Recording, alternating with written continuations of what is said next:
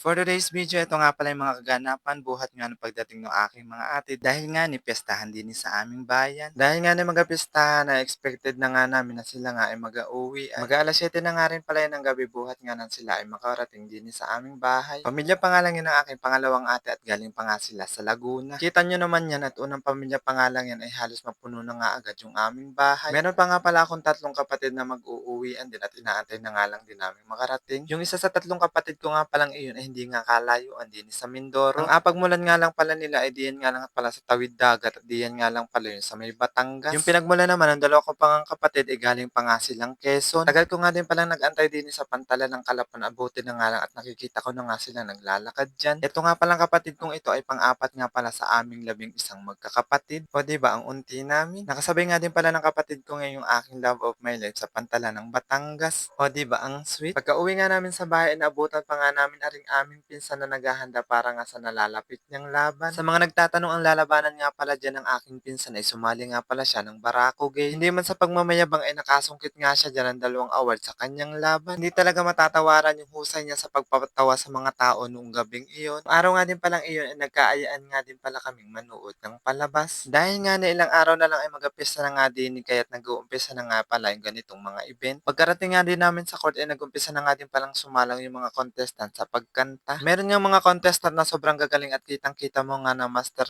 nila yung kanilang mga pyesa. Meron nga din palang mga batang contestant na kasali at yung isang ang bata ay umiyak pa at nakalimutan nga yung lyrics ng kanta. Medyo naawa nga din pala ako dun sa bata pero naniniwala ako na pagdating ng panahon siya naman yung tatanghalin na kampyon. Pagkatapos nga din palang kumanta yung lahat ng mga contestant na in-announce na nga din pala agad yung nakapasok sa top 5. Pagkatapos nga din pala nung round na yun, hinirang na nga din pala agad yung nagkamit ng kampyonato. Pagkatapos ngang ma-announce kung sino nga di yung nanalo, ay nag-umpisa na nga din pala kami di yung maglakad. Medyo may kalayuan nga din pala ito sa bahay pero kayang-kaya naman namin lakarin. Buhat nga din sa court hanggang sa amin ay aabot nga pala ng 10 minuto yung aming paglalakad. Pagkatapos nga ng event kagabi, ngayong araw naman yung araw ng aming pagsiswimming. Inagahan nga pala namin ng alis dyan dahil nga medyo may kalayuan nga din pala yung aming puntahan. Aabot lang naman ng 2 oras at kalahati yung aming gugugulin din sa biyahe. Dahil nga Puerto Galera pala yung aming pupuntahan kaya't yung ate ko nga ay umarkila na ng isang jeep kagabi. First time ko nga din pala makakapunta sa Puerto kaya't medyo excited nga din pala ang inyong kabahag. Noong nakarang taon nga ay nagpunta nga din pala sila doon kaso nga lang ako ay nasa Laguna. Sa pagkakatanda ko ako nga pala noon ay naghanap ng part-time doon sa may Laguna. Medyo kinailangan ko nga pala muna noon na maghanap muna ng trabaho dahil nalalapit na nga pala noon nung aking OJT. Ito nga pala ate ko nakadilaw ay ngayon nga lang pala ulit siya nakabalik dito sa Mindoro. 10 years nga din pala siya diyang hindi nakauwi dahil nga may kalayuan yung kanilang bahay. Bukod nga sa malayo na yung kanilang biyahe, ay problema pa nga rin nila yung kanilang ipapamasahe. Noong nakasakay na nga din pala kami diyan lahat ay nag-umpisa na nga din palang umandar yung aming sasakyan na jeep. Bali 3 sasakyan nga pala lahat yung aming dala kasama nga pala yung mga sasakyan dala ng aking mga kuya. Kung medyo malapit na nga din pala kami makarating doon sa aming apuntahan, ayan nakakatanaw na nga pala ako ng magagandang tanawin. Tunay nga't kahanga-hanga yung mga tanawin kaya nga pala ito dinarayo ng mga turista. Tunay nga't hindi naman sa pagmamayabang ay talagang may papagmalaki mo talaga yung kagandahan ng Oriental Mindoro. Noong nakarating na nga kami diyan sa aming pagliguan, ayan nga't nagkanya-kanya na nga kami diyan mag-asikaso.